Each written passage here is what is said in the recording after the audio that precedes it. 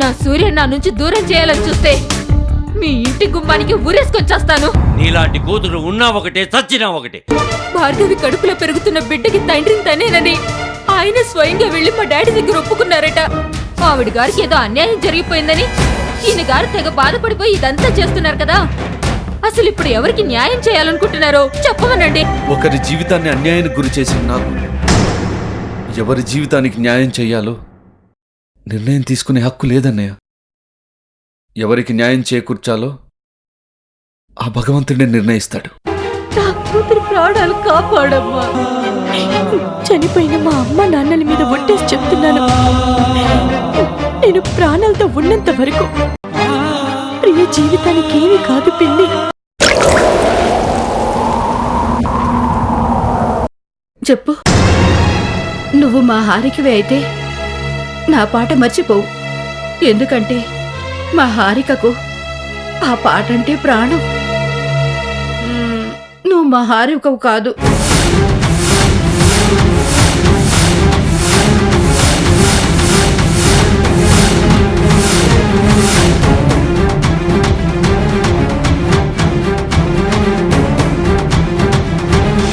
అవునులే, తల్లిదండ్రుల్ని కాదనుకుని మమ్మల్ని పూర్తిగా మర్చిపోయి వెళ్ళిపోయిందానివి.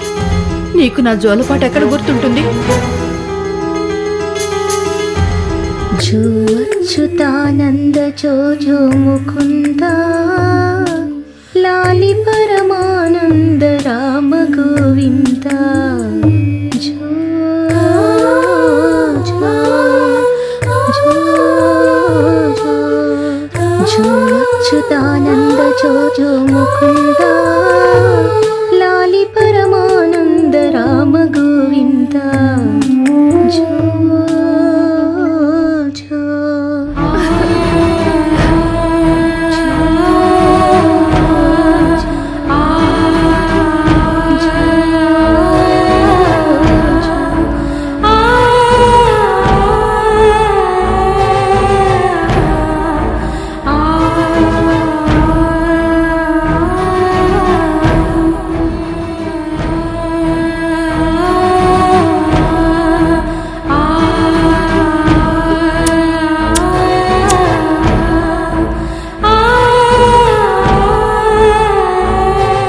నా తల్లి, నా బంగారమే, నా జోలపాట మర్చిపోలేదమ్మా.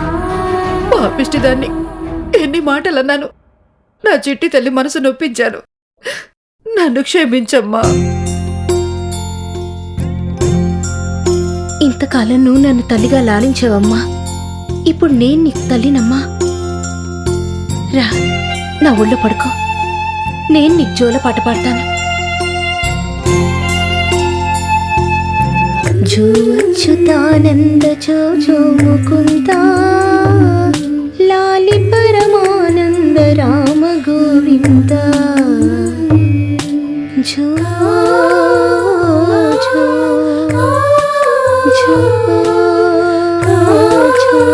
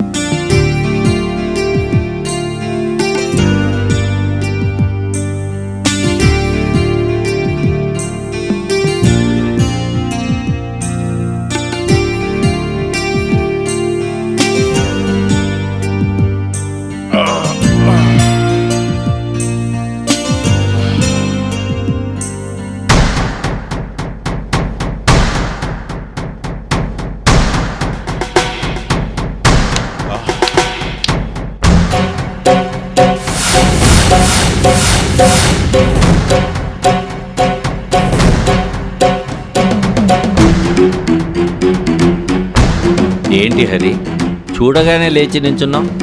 భయమా లేక గౌరవమా? ఎదుటి మనిషిని గౌరవించే సంస్కారం నీకు ఎలాగూ లేదు కాబట్టి నేనంటే నీకున్నది భయమే.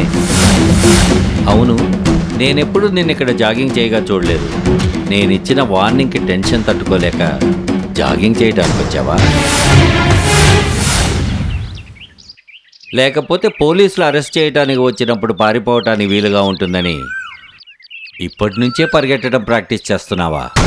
రాజేంద్ర, భయపడి పారిపోవాల్సిన అవసరం నాకేం లేదు. ఇప్పుడున్న పరిస్థితులకి రోడ్ల మీద పిచ్చెక్కి నువ్వే పరుగులు తీస్తావు. అలాగే కలలు కంటూ కనీసం ఈ 2 రోజులైనా సంతోషంగా ఉంది. ఎందుకంటే నేనిచ్చిన వారం రోజుల్లో ఆల్రెడీ 5 రోజులు గడిచిపోయాయి. ఇంకా 2 రోజులే మిగిలున్నాయి.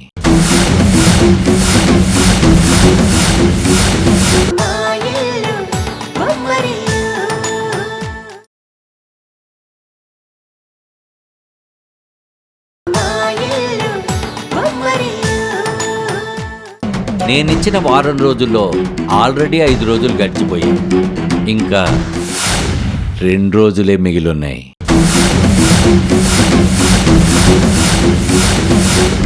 మర్యాదగా మీ తమ్ముడు చేసిన తప్పునొప్పుకొని భార్గవిని మళ్ళీ భార్యగా స్వీకరించాడా? సరే.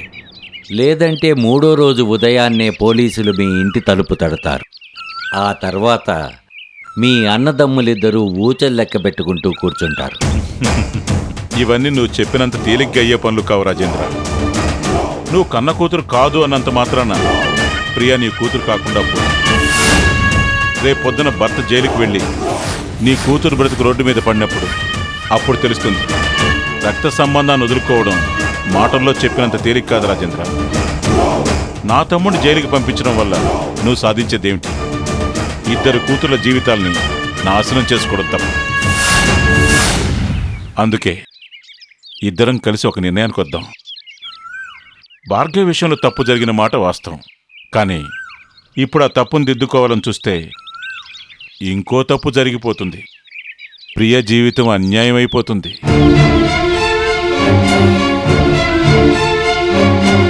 ఇప్పుడు ప్రియా సూర్యులు సంతోషంగా ఉన్నారు కాబట్టి భార్గవికి ఇంకో మంచి సంబంధం చేసి పెళ్లి జరిపిద్దాం.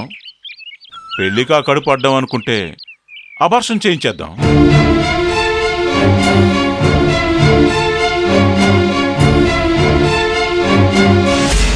మొత్తానికి నీ నీచ బుద్ధేంటో చూపించుకున్నావు.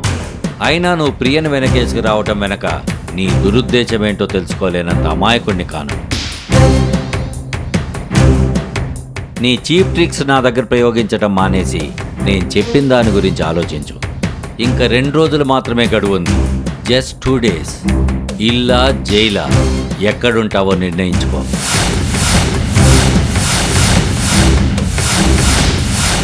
వస్తా. ఇంట్లో కలిసేలా చేస్తావో లేదా జైల్లో కలిసేలా చేస్తావో నిర్ణయం నీ చేతుల్లోనే ఉంది.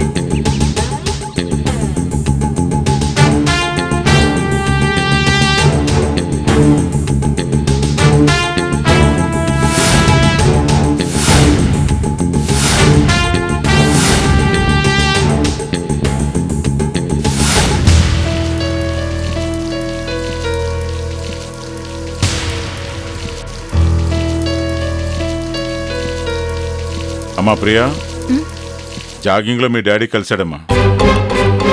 ఏమన్నారు బావగారు? మనసేమైనా మార్చుకున్నారా?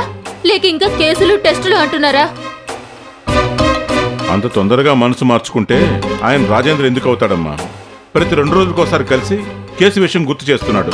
చివరికి ప్రశాంతంగా జాగింగ్ కూడా చేసుకుని ఇవ్వడం లేదు. ఆ కేసు టెన్షన్ కంటే మీ డాడీ నాకు ఎప్పుడు ఎక్కడ ఎదురు పడతాడని టెన్షన్ ఎక్కువైపోయిందమ్మా. మీ ఆయన తాను చేసిన తప్పు ఒప్పుకోకపోతే జైల్లో పెట్టిస్తానంటున్నాడు. కన్న కూతురు ఇంటికెళ్తేనే కాళ్ళు విరగొడతానన్న మహానుభావుడైనా ఇక అల్లుడిని జైల్లో పెట్టించడానికి ఎందుకు వెనకాడతారు? అయినా మీ డాడీకి ఏమైనా పిచ్చా? కన్న కూతురు ఆయన నీ గురించి ఆలోచించడం మానేసి ఆ భార్గవి గురించి ఆలోచిస్తాడేంటి? అంతా నా తలరాత బావగారు. కోర్టుకెళ్తే ఆయనకి జైలు శిక్ష పడుతుందని లాయర్ గారు చెప్తున్నారు. మాట్లాడి తేల్చుకుందామంటే డాడీ వినిపించుకోవటం లేదు. ఏం చేయాలో అర్థం కావట్లేదు బావగారు. అసలు డాడీ ఎందుకు ఇంతలా నా మీద పగ పెట్టారో తెలియడం లేదు. ఇది కేవలం నీ ఒక్కదాని మీద పగ మాత్రమే కాదు ప్రియా, నన్ను సాధించాలనే పంతం కూడా తోడైంది. సూర్యుని జైలుకి పంపించడమే ఆయన జయం అయ్యుంటే ఎప్పుడూ ఆ పని చేస్తుండేవాడు. కానీ అదొక్కటి ఆయన ఉద్దేశం కాదు. దీన్ని ఆసరాగా చేసుకుని నాకు మనశ్శాంతి లేకుండా చేయాలన్నదే ఆయన ఉద్దేశం. అందుకే ఈ విషయాన్ని 1కి 10 సార్లు గుర్తు చేసి నాకు మనశ్శాంతి లేకుండా చేస్తున్నాడు.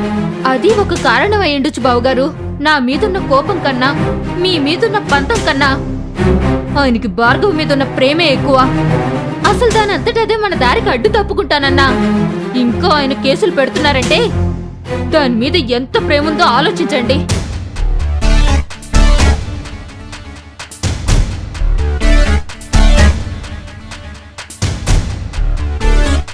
అది మా ఇంట్లో ఉన్నంత వరకు ఈ సమస్యకి పరిష్కారం దొరకదు. అసలు దాని మూలంగానే ఈ సమస్యలన్నీ. అసలు అదే లేకుండా ఉంటే మనకి ఈ కష్టాలే ఉండేవి కాదు. నువ్వు టెన్షన్ పడొద్దు ప్రియా. ప్రతి సమస్యకి ఒక పరిష్కారం ఉంటుంది. కొంచెం ఆలోచిస్తే దీనికి ఒక పరిష్కారం దొరుకుతుంది. ఒక్క విషయం చెప్తున్నాను, గుర్తుపెట్టుకో. ఎన్ని సమస్యలు ఎదురైనా పోరాడి నిన్నే ఈ ఇంటి కోడలుగా ఉంచే పూచి నాది. నువ్వు ధైర్యంగా ఉండు. వెళ్ళి మంచి కాఫీ పట్టుకురా. వెళ్ళిమా.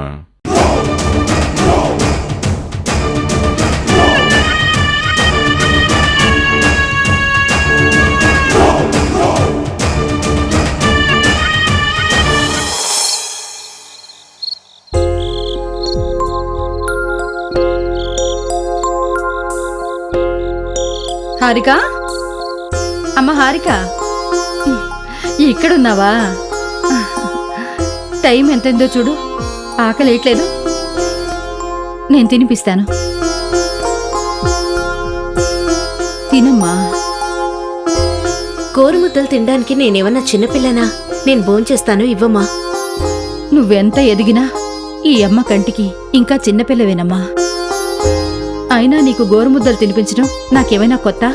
నీ పెళ్లి ముందు వరకు అన్నం తినమంటే నువ్వున్నావు కదా తినిపించడానికని. నేను ముద్దలు కలిపి పెడితే కదా తినేదానివి. ఇప్పుడెందుకే మారం చేస్తున్నావు? అన్నీ మర్చిపోయావా? ఏంటోనమ్మా, నాకింకా నిన్ను నా ఒడిలో కూర్చోబెట్టుకుని గోరుముద్దలు తినిపించడం నిన్ననో మననో జరిగినట్లుగా ఉంది. నువ్వప్పుడే పెద్దదానివైపోయావు. పెళ్లి చేసుకుని ఈ అమ్మని వదిలేసి వెళ్ళిపోయావు కదా.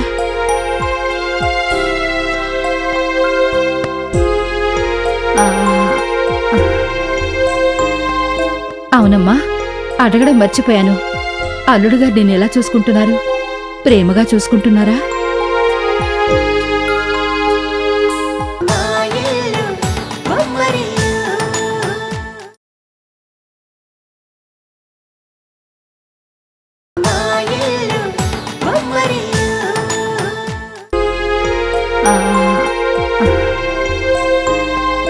అవునమ్మా, అడగడం మర్చిపోయాను. అల్లుడుగారు నిన్ను ఎలా చూసుకుంటున్నారు? ప్రేమగా చూసుకుంటున్నారా?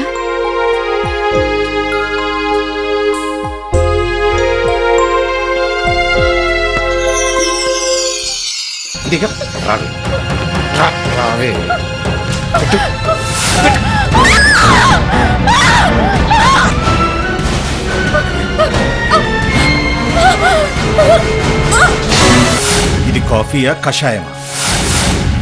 నువ్వే తాగవే.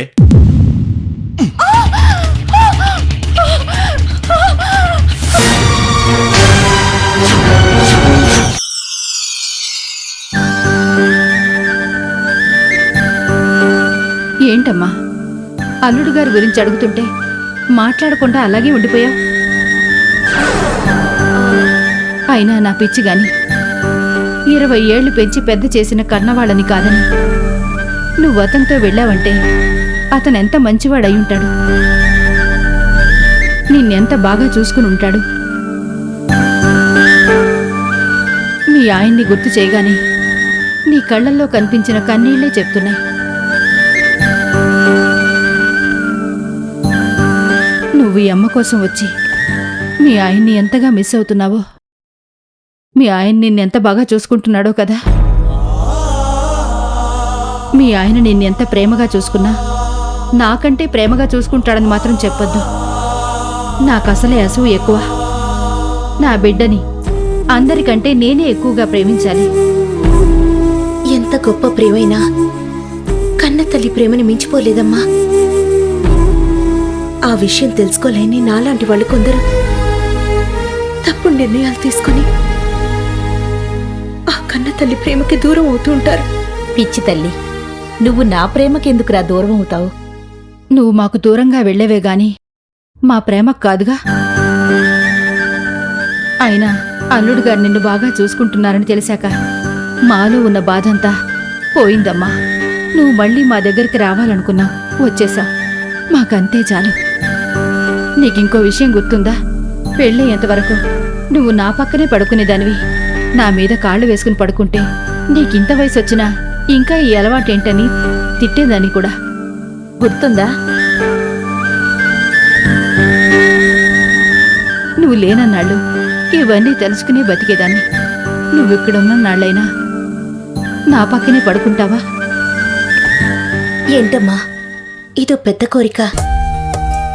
అలాగే పడుకుంటాను. పదమ్మా, వెళ్ళి పడుకుందాం.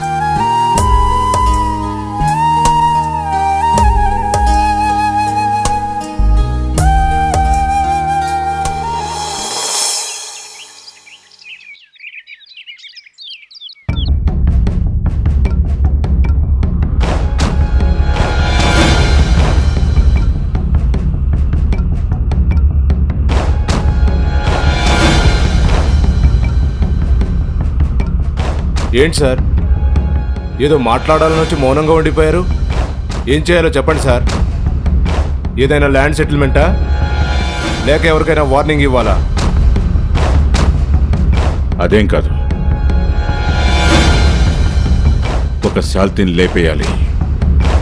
ఎంత డబ్బైనా పర్వాలేదు, కానీ పని మాత్రం వెంటనే జరిగిపోవాలి. ఎవరిని లేపేయాలో చెప్పేయండి సార్. బిజినెస్లో శత్రువునా, పోలీస్ ఆఫీసర్నా, లేకపోతే మినిస్టర్నా? ఎవరినైనా సరే 24 అవర్స్లో మ్యాటర్ ఫినిష్ చేసేస్తాను. Very good. నువ్వంతటి వాడు అని తెలిసే నేను నిన్ను పిలిపించాను. ఇదిగో ఫోటో, వెనక అడ్రస్ ఉంది. ఈ రోజు రాత్రికే పని అయిపోవాలి.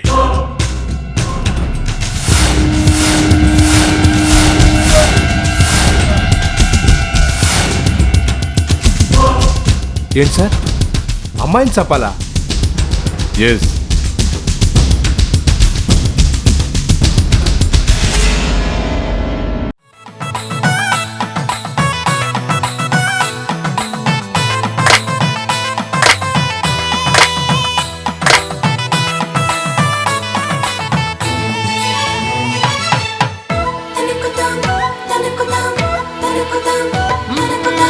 ఎక్కడిదో అల్లరి గాలి సరదాగానే వీచే, చిన్నారి కిన్నెర సాని పయనాలేమో చూసి